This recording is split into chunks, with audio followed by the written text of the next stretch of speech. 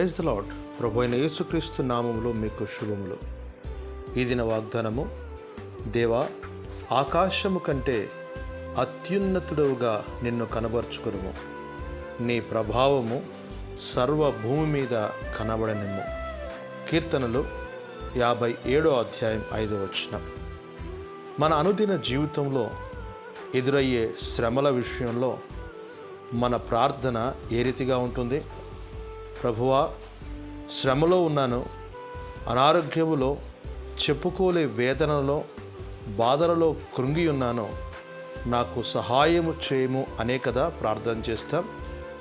కానీ దావీదు తాను శత్రువు చేత తరవబడుచు ఉన్నాడు.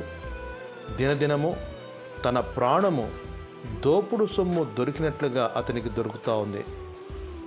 మరణమునకు అతి చేరువకు వెళ్ళి వచ్చున్నటువంటి పరిస్థితి.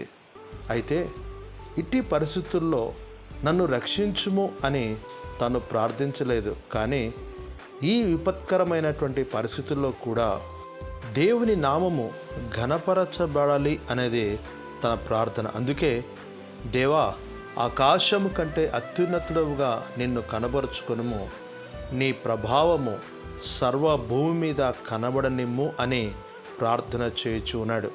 వాక్యమునిచ్చున్నటువంటి ప్రియులరా, ఈరోజు నీ పరిస్థితి ఏ రీతిగా ఉన్ననో నీవున్న పరిస్థితుల్లో ప్రభువు నామమును హెచ్చించు, ఆయనను ఆరాధించు.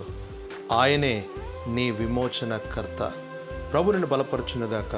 ఆమెన్.